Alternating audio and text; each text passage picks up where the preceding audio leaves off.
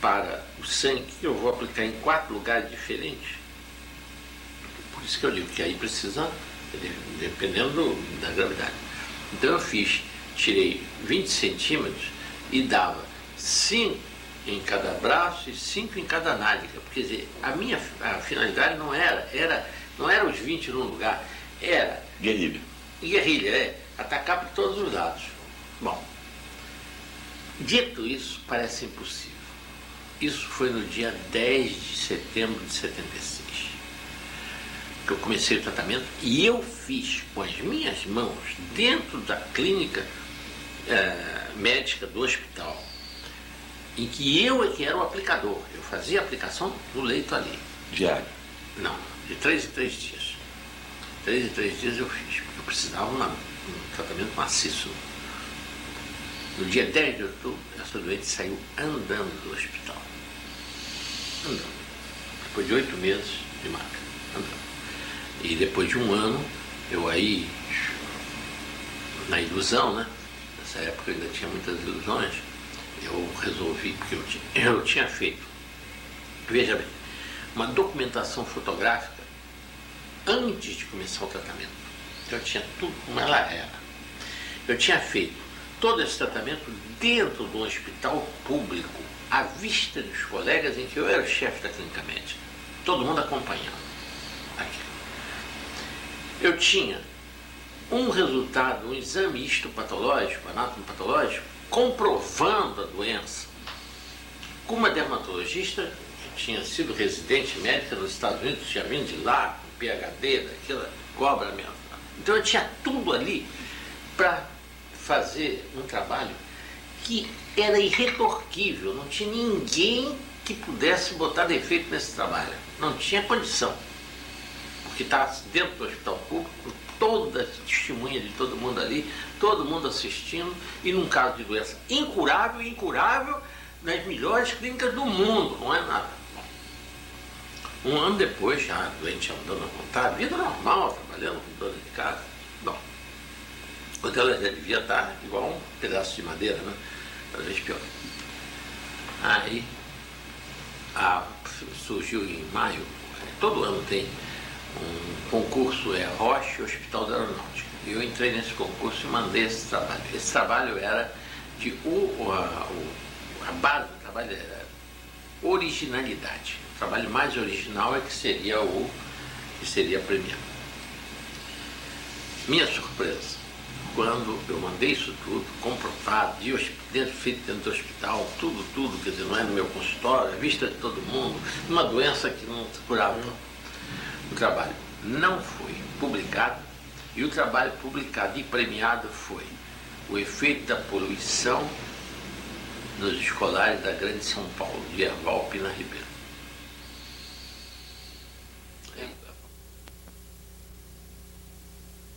Eu estou conseguindo a coisa assim, não via órgãos de divulgação que poderia ter um efeito multiplicador enorme.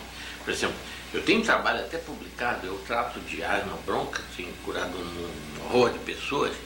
Eu fui cirurgião há 20 anos e por causa de uma rinite eu tive que descobrir, e foram os argentinos que descobriram isso. Eu apliquei um método argentino, quer dizer, foi um professor da Universidade de Buenos Aires, o professor Pablo Barlaro, que escreveu esse trabalho num livro de vitaminas, ele usando as vitaminas e fazendo experiências com doses crescentes de vitamina. Ele descobriu que a vitamina B2, a riboflavina, em altas doses, inibia o mais grave dos choques alérgicos, que chama choque anafilático, nos cobaios. Então, dando doses maciças no cobaio, o cobaio sensibilizado com a clara de ovo, a albumina de ovo, primeira aplicação, na segunda, dando 15, 20 dias de intervalo, havia memorização do antígeno, né? Então havia o choque.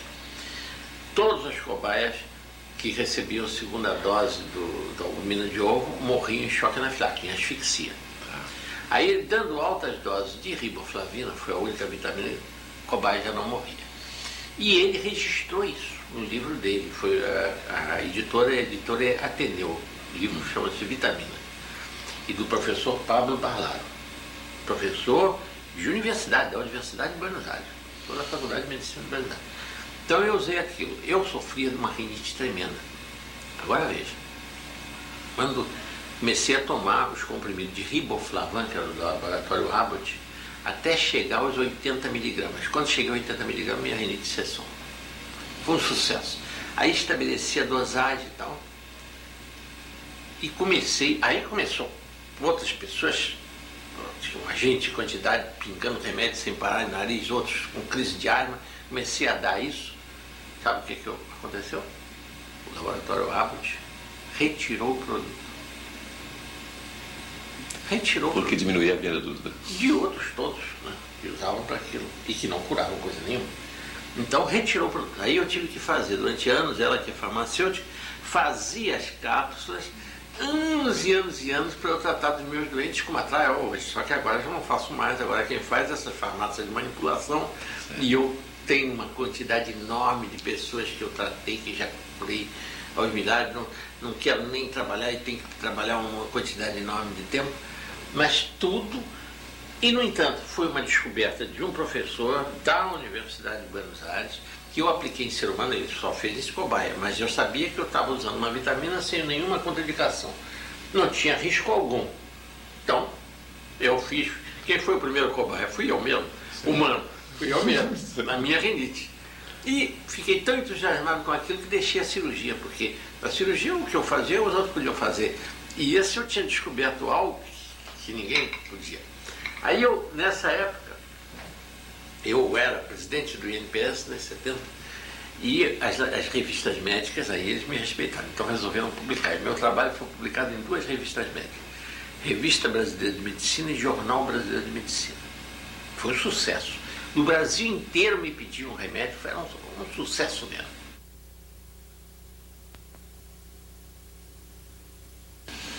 Primeiro, acreditar na sua cura, porque se não acreditar, não tem condição.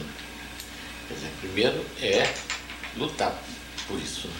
Segundo, evitar tudo aquilo que contrai o organismo. Então, evitar todos os adoecimentos possíveis, tudo que puder, se tornar o mais otimista possível, quer dizer, olhar a vida por um ângulo todo positivo só. E na alimentação, se possível, fazer o crudivorismo, quer dizer, tudo cru, tudo alimentos crus, evitando tudo que seja cozido, o máximo de legumes, verduras, o máximo disso, frutas, legumes, verduras e o mínimo de alimentos cozidos, de carnes e coisas assim.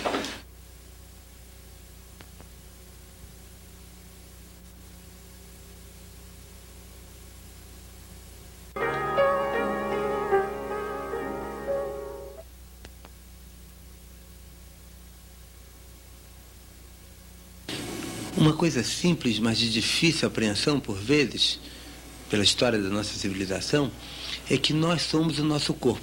Nós somos algo inteiro, íntegro. O meu pé sou eu. O meu joelho sou eu.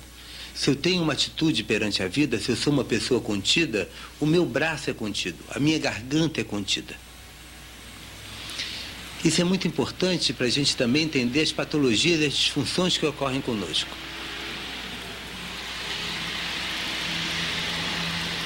A atitude que cada um tem perante a vida determina a atitude dos seus órgãos, dos seus membros, dos seus tecidos, das suas células.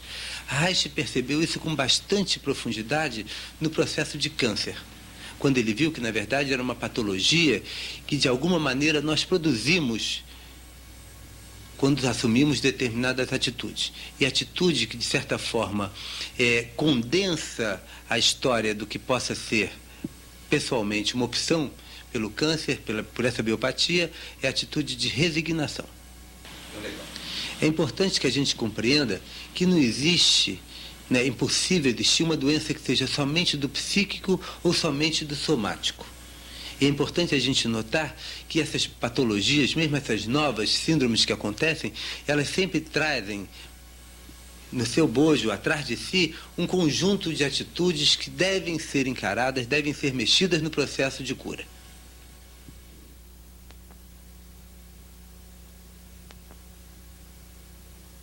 realmente tem um caso, até indo além do possível, né?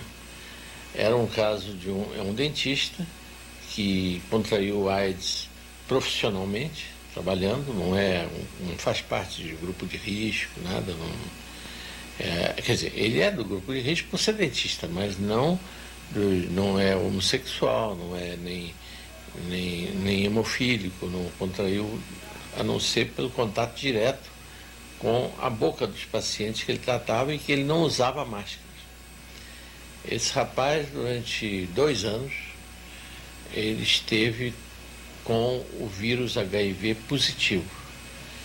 Ele não desenvolveu sintomas, ele construiu uma caixa orgânica para ele e fazia autohemoterapia e uso da caixa orgânica. No dia 15 de dezembro de 92, né, ele me telefonou dizendo que tinha uma grande notícia para dar, uma boa surpresa, mas que ele queria confirmar. E 15 dias depois ele chegou com a confirmação, tendo repetido todos os exames, que o vírus tinha se tornado negativo, não existia mais o vírus dele.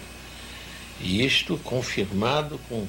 E para mais segurança, o laboratório que tinha feito os primeiros exames que deram positivo, esse laboratório tinha conservado as amostras de sangue dele anteriores e realmente confirmaram que era positivo. E na repetição, depois desse prazo, de que a partir de 15 de dezembro de 92, estava negativo. A caixa, como é que ele usava a caixa? Usava a caixa todo dia, meia hora por dia, a caixa, e fazia autohemoterapia toda semana, com 10 centímetros cúbicos de sangue, que tirava da veia e injetava no músculo. E não fez mais nenhum outro tratamento. Nada. O que determina a dosagem no caso da autohemoterapia? É a gravidade do problema, né? Se for um problema mais grave, a gente aumenta a dose. Se é um problema mais simples, a gente reduz para 5 centímetros. Não há necessidade de doses elevadas quando o problema é menos grave. A maioria dos pacientes que usou a caixa orgânica, não. Eles estão assintomáticos, estão vivendo bem, sem sintomas, mas o vírus sempre presente. O único caso do vírus ter desaparecido foi esse caso desse dentista.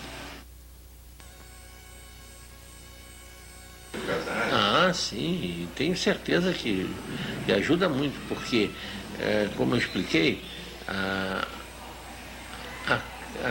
vamos dizer, a bioenergética acrescenta um recurso a mais na imunoterapia, porque a primeira fase da reação contra o micróbio é a congestão local, quer dizer, o sangue afluir para o local, produzindo o que chama o processo inflamatório, visando com isso energizar a área e tornar desfavorável para o micro-organismo, seja qual for ele.